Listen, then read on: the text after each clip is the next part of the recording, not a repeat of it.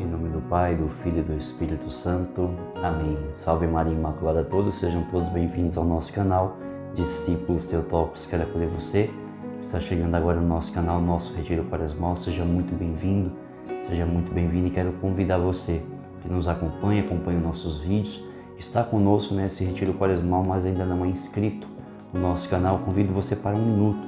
O que você está fazendo, vem aqui embaixo na descrição do vídeo. Se inscreva no nosso canal, ative o sininho para receber as notificações e deixe o seu like, seu joinha para que este vídeo, esse retiro, possa alcançar mais e mais almas para Deus. Amém? Convido você a tomar em mãos a Sagrada Escritura, no Evangelho de São João, do capítulo 11, versículos do 3 ao 5. E a palavra de Deus diz assim: Suas irmãs mandaram, pois, dizer a Jesus: Senhor, aquele que tu amas está enfermo. A essas palavras disse-lhe Jesus: Essa enfermidade não causará a morte, mas tem por finalidade a glória de Deus. Por ela será glorificado o Filho de Deus. Ora, Jesus amava Marta, Maria, sua irmã e Lázaro.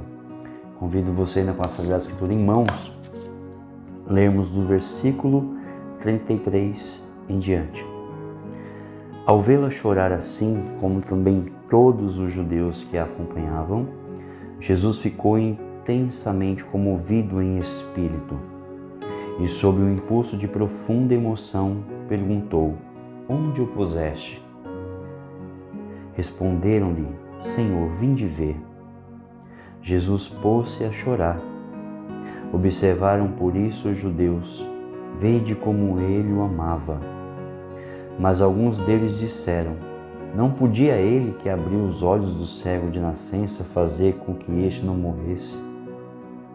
Versículo 38. Tomado novamente de profunda emoção, Jesus foi ao sepulcro. Era uma gruta coberta por uma pedra. Jesus ordenou: Tirai a pedra. Disse-lhe Marta, irmã do morto: Senhor, já cheira mal, pois há 4 dias que ele está aí.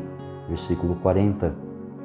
Respondeu-lhe Jesus: Não te disse eu, se creres verás a glória de Deus? Tiraram, pois, a pedra. Palavra da salvação. Glória a vós, Senhor. Caríssimos irmãos e irmãs, no dia de hoje nós já estamos aí na reta final do nosso retiro quaresmal e muito provavelmente diante desse texto que nós acabamos de ouvir, que acabou de ser proclamado, você talvez esteja à procura de um milagre. Talvez a frase que vem à sua mente, ao seu coração diante desse texto que você acabou de ouvir, que acabou de entrar no seu coração, seja só um milagre. Nossa, mano, essa minha família só um milagre. Eu estou à espera de um milagre. Esse problema só um milagre para resolver. Eu estou passando por uma situação que ultrapassa de uma graça, chega a ser um milagre sobrenatural aquilo que eu preciso.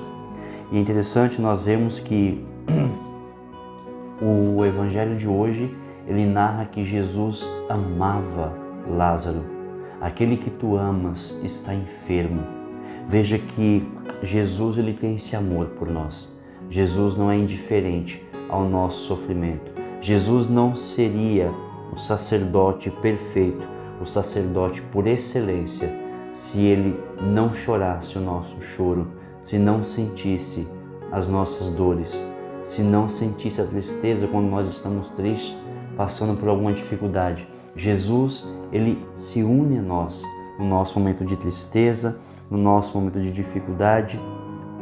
É interessante que nós meditamos todo esse caminho, saindo da escravidão rumo à terra prometida. Nós podemos ver que já se passou mais de um mês desde o início da quaresma. E talvez você que esteja me assistindo, me acompanhando até hoje, você clama por um milagre, você pede por um milagre, você necessita de um milagre.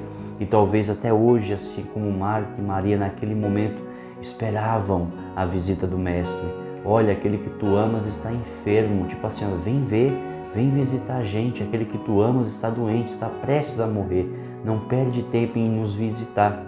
E talvez hoje você tenha, até no dia de hoje, você tenha sofrido, esperando pelo seu milagre, pela sua graça, pela sua libertação.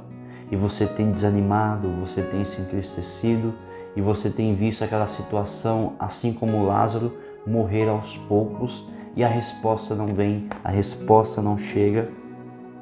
E é interessante que Santa Marta e Jesus se comoveram interiormente.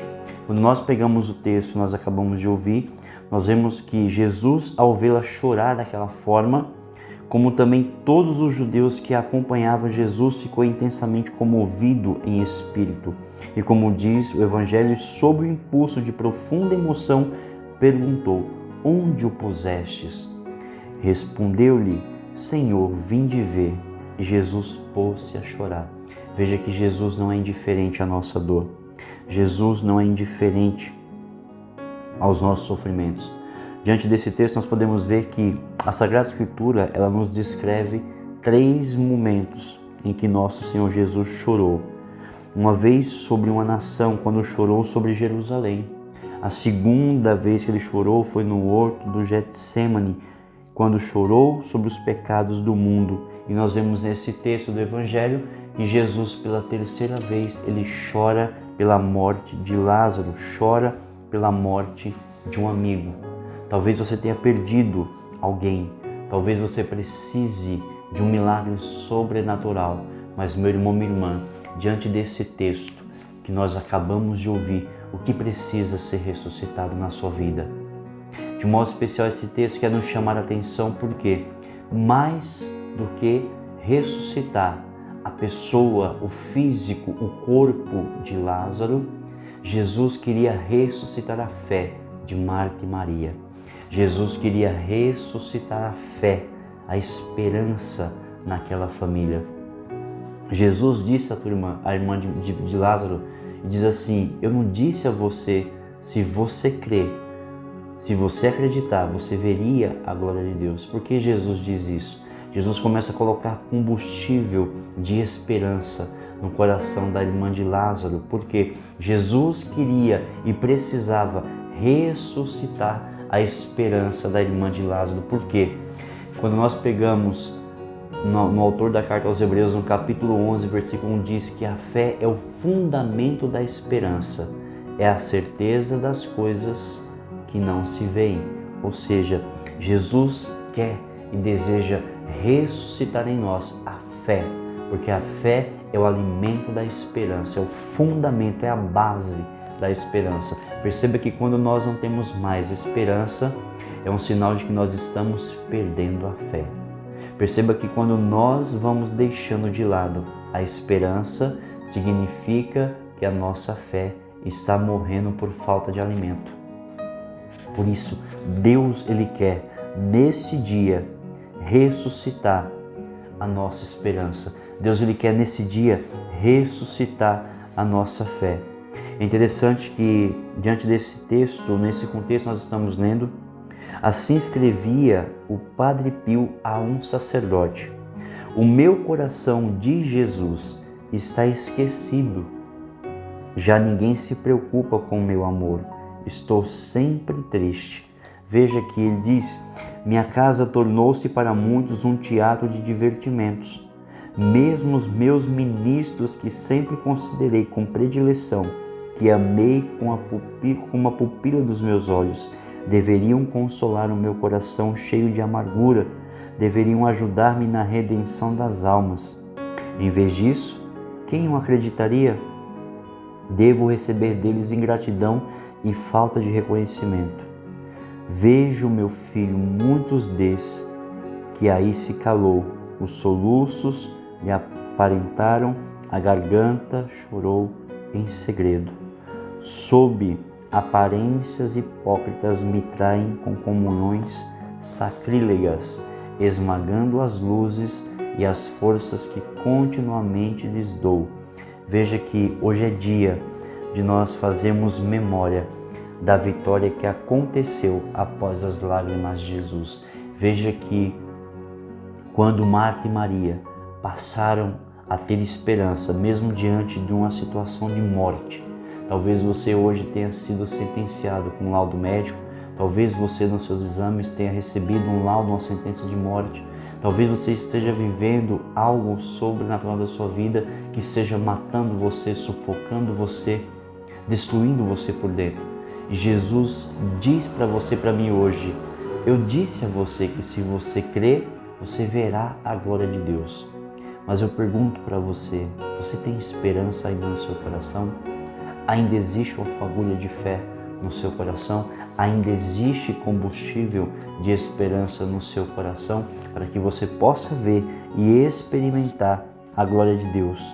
Meu irmão, não importa, quando eu olho para esse texto, eu falo para você, não importa o tamanho do milagre que você precisa. Assim como Jesus antecipou sua própria morte para fazer um milagre na vida de Lázaro e de seus amados, Ele quer antecipar as graças em sua vida, porque o Senhor tem pressa em socorrer os que amam.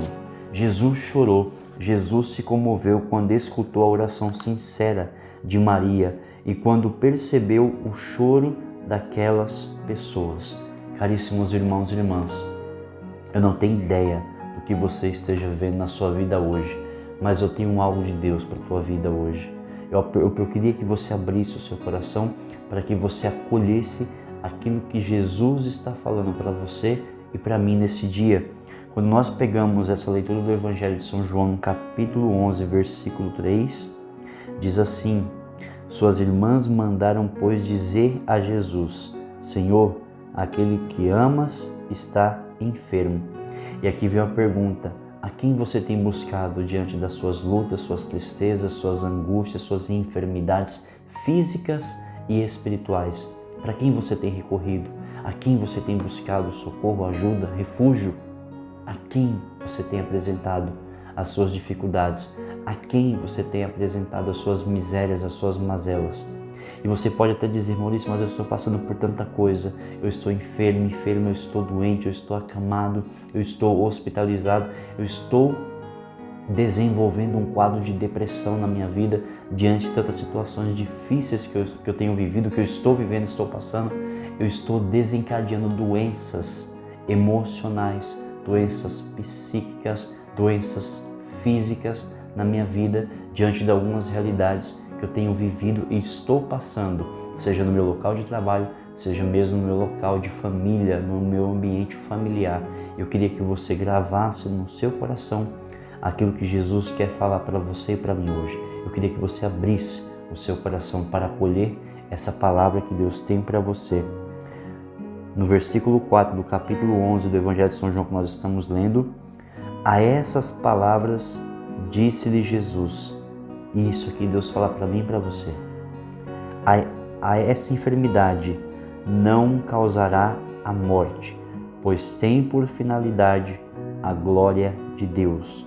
Por ela será glorificado o Filho de Deus. Eu vou repetir para que você entenda que aquilo que você está vivendo e passando hoje, existe um propósito de Deus. E é através desse sofrimento, desse choro, dessa angústia, dessa opressão, dessa humilhação, que a glória de Deus será manifestada na sua vida. Grave isso, incline o seu ouvido, como João fazia, no coração de Jesus, e permita que o seu ouvido possa ouvir as palavras do coração de Jesus liberadas sobre a sua vida. Versículo 4, repito: a estas palavras disse-lhe Jesus: esta enfermidade não causará a morte, mas tem por finalidade a glória de Deus.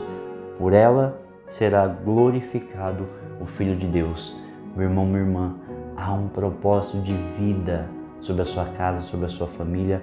Há uma palavra de libertação sendo liberada agora sobre a sua vida, sobre a sua casa, sobre a sua família. Há uma palavra de cura sendo liberada sobre a sua vida. Abra o seu coração, tome posse desta promessa e desta palavra de Deus, porque a palavra de Deus tem poder para curar, libertar e restaurar a sua vida. Louvado seja nosso Senhor Jesus Cristo, para sempre seja louvado. Em nome do Pai, do Filho e do Espírito Santo. Amém. Que Deus abençoe você, sua casa e a sua família.